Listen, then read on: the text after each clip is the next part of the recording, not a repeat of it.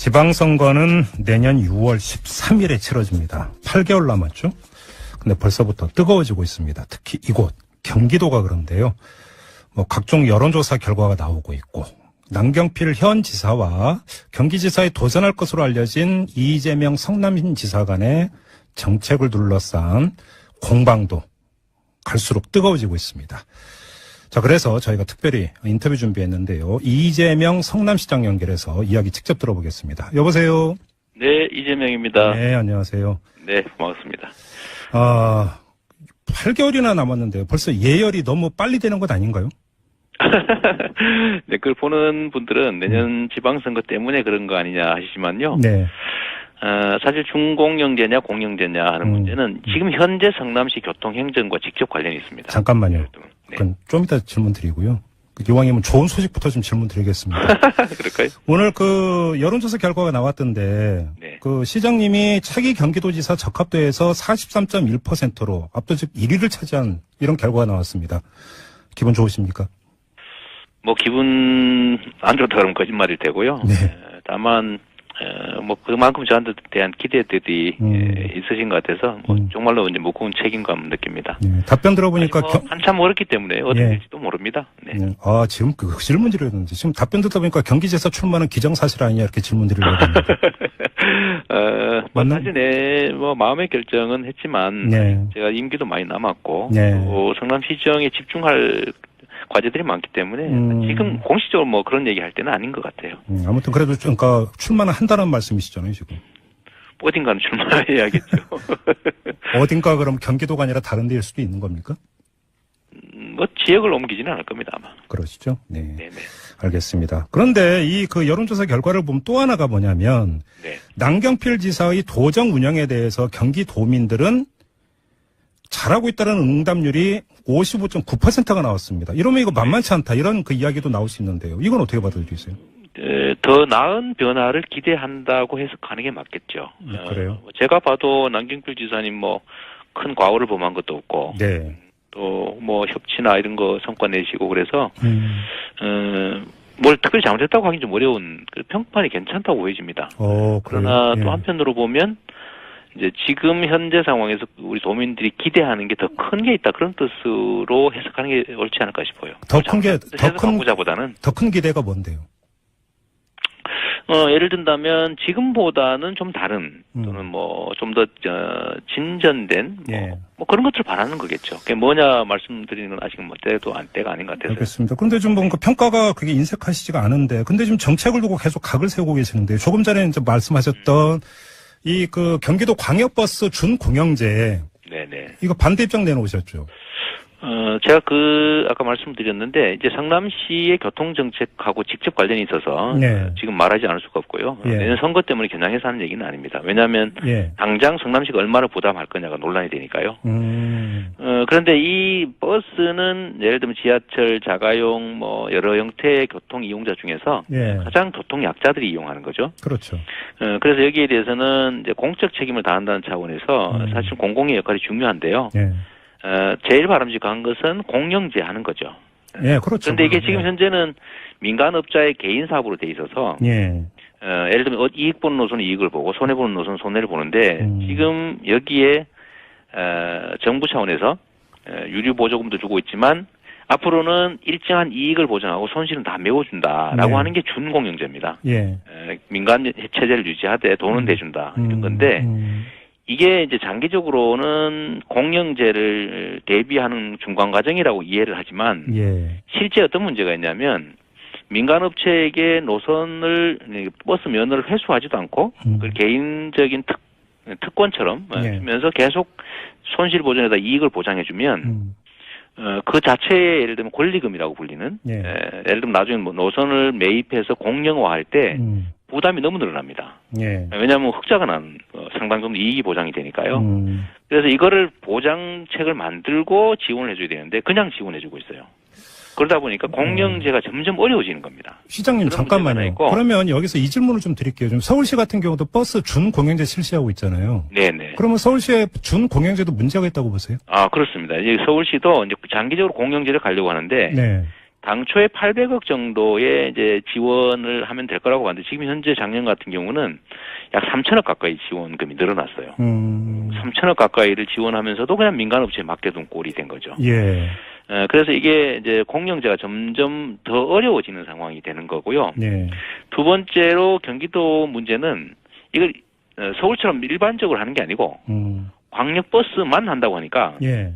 같은 회사 안에 광역버스 운전하는 사람하고 예. 일반버스 운전하는 사람이 보수나 대우의 차이가 발생합니다. 네. 그 동일 노동 동일 임금이 깨지는 거죠. 노조 탄압 수단이 될 수도 있고 또 좀 나아가면 이제 앞으로는 노조원들이 회사를 상대로 임금 개선 투쟁을 하는 게 아니라 정부를 상대로 예. 시군을 상대로 예.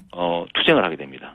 보조금이 늘어나는 만큼 이익이 생기니까요. 네. 이런 문제가 생겨서 우리 재정 부담이 기하급수로 늘어날 가능성이 있고 또 한 가지는 이런 문제가 또 있어요. 예를 들면 이 장기적으로 충분히 준비하고 이러는데 네. 그냥 하다 보니까 이 특정 소수 기업만 혜택을 봐요. 이게 퍼주기다, 특정 업체 퍼주기다 이런 얘기가 나오게 되는 거죠. 예. 그래서 저희가 주장하는 거는 장기적으로 공영제로 가는 걸 전제로 해서 충분히 논의하고 예. 또 시군들과도 충분히 협의해서 예.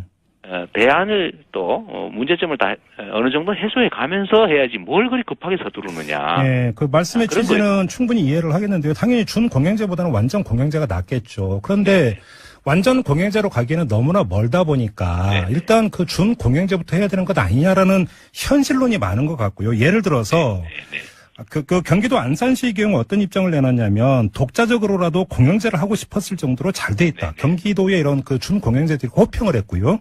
수원시 같은 경우도 너무 졸속 추진을 강조하는 것은 바람직하지 않다. 이렇게 지적을 했거든요. 네. 그러니까 이 장기적으로는 버스는 교통약자들이 이용하는 대중교통이기 때문에 예. 공영제로 가는 게 맞습니다. 뭐 예를 들어 대도시들도 다 그걸 목표로 일단 준공영제를 한 거거든요. 예, 예. 그런데 아까 말씀드렸던 것처럼 부분적으로 나누어서 일부만 시행하는 방식이 되면 네. 갈등이 발생하고 또 예를 들면 노선을 회수해서 이걸 공영화할 계획조차도 없는 상태에서 일방적으로 돈을 대주면 예. 나중에 매입이 불가능하게 됩니다. 자, 그러면 그래서 제가 저희가 이렇게 얘기하는 질문 거는 드려볼게요. 그 시장님께서 만약에 경기지사가 됐다고 가정을 해보고 제가 질문을 드리겠는데, 네네. 그러면 1기 임기 내에 공영제를 할 수 있다고 자신하세요? 그 4년 정도인데 가능할지는 실제로 좀 더 전문적인 용역을 거쳐봐야 되지만, 예. 지금 현재 방식으로 특정 노선에 대해서만 손실 보전하고 이익을 보장하는 방식으로 가면, 네. 이 모든 게 망가진다는 거 분명합니다. 그래서 저희가 예. 이거를 충분히 논의해서 하자라고 하는 거죠. 그래요? 예를 들면 지금 현재 경기도에서 이걸 시행을 할 때 경기도 사업임에도 불구하고 무조건 50% 절반을 시군이 내라고 해요. 근데 네. 시군에는 재정 부담이 늘어나게 되는 데다가 네. 일부만 하는데 지금 300억인데 이걸 예를 들면 한 10배로 늘리면 3천억으로 늘어나고 네. 이런 계산 방식에 따라 계속 늘어날 수 있어요.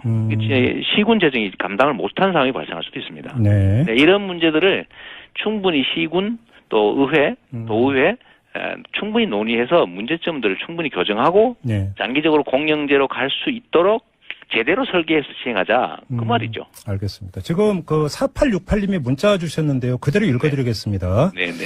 자, 시장님, 버스 준공영제 반대에 대한 대안이 있으신지요? 지금 경기도 10만 버스 노동자 가족들은 준공영제를 반대하시는 시장님을 이제 더 지지하지 않겠다는 실정입니다. 이런 네. 아주 각이선 문자를 보내주셨습니다. 아무튼 그게- 버스 기사분이거나 그 가족분이신 것 같은데요.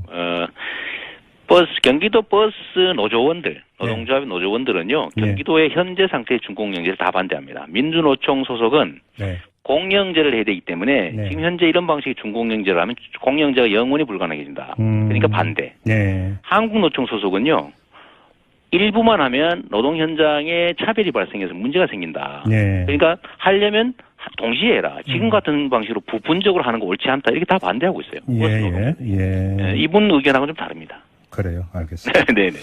자, 일단 또 여쭤볼 공식적인 게 입장이 그래요.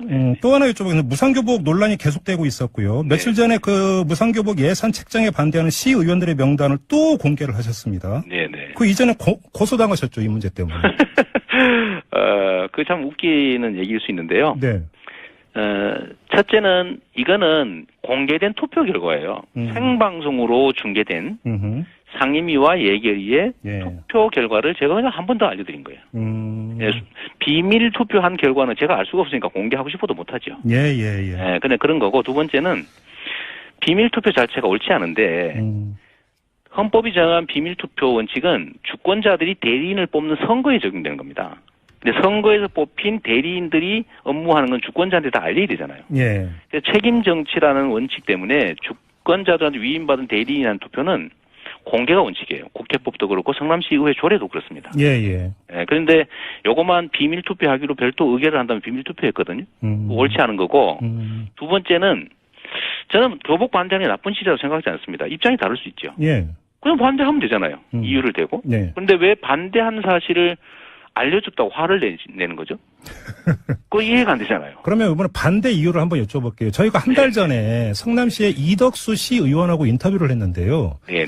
그 성남시 예산이 지금 문제가 많다. 그러면서 세 가지 예를 들었습니다. 첫째, 이재명 시장 5년 동안 약 1,000억 원 정도의 지방세를 발행했다. 두 번째, 성남시 공유재산 2,100억 원어치를 팔아치웠다. 네. 셋째, 2,600억 원의 기금 적립을 하지 않았다. 그러니까 이재명 시장은 자기 지금까지 재임 기간에 빚 다 갚고 성남시 그 재원 좋아져서 무상실이 줬는데 뭐가 문제냐라고 이야기하는데 실상은 아니다. 이게 이덕수 의원의 주장이었습니다. 제가 얘기하면요. 네. 5,400억 그 판교특별회계 전용한 거하고 예를 들면 시청사 부지나 판교구청사 부지 땅값 안 주고 밀어놨던 부채가 한 6,400억 정도인데 예. 이걸 해결하기 위해서 저희가 한 1,000억 정도 지방채를 발행했고요.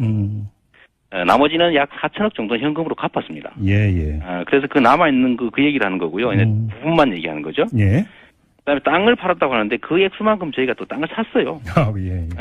그러고요. 예. 그다음에 기금 적립 얘기인데 기금 적립은 예를 들면 재개발 기금 같은 건 필요한 만큼 적립을 하면 되는 거죠. 예. 그래서 너무 과다하게 적립되기 때문에 그걸 개정을 해서 적절한 금액만큼만 적립하려고 하는데 이걸 계속 반대하는 거예요. 그러니까 쓸모없는 돈을 적립하도록 강요하는 거죠. 하나만 더 여쭤볼게요. 옳지 않고요. 이덕수 의원이 인터뷰하면서 제기했던 의혹 가운데 하나가 그 이재명 시장이 청년 정책에 상당히 비중을 두는데 이게 한두 해 뒤에 그 표로 그러니까 전환될 이런 그 예비표를 염두에 둔 것 아니냐 이렇게 그 정치적 해석을 했습니다.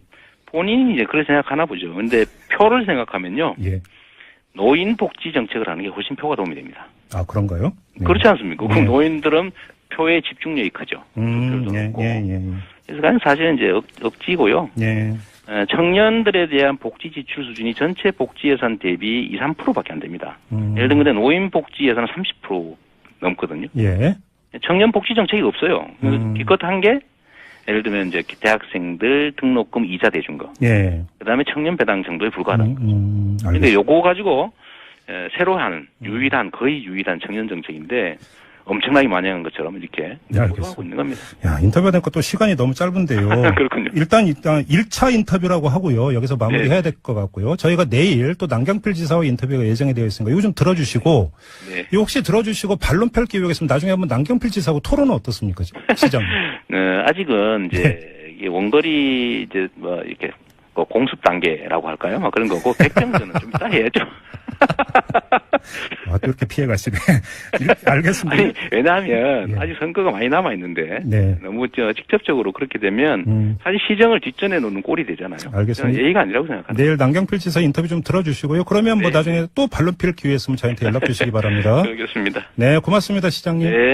네, 이제 마무리해야 되는데 앞서 여론조사 이야기 잠깐 했는데요. 이 조사는 한국사회여론연구소가 지난 20일과 21일 이틀에 걸쳐서 경기도에 거주하는 만 19살 이상 성인 1,007명을 대상으로 실시한 것이고요.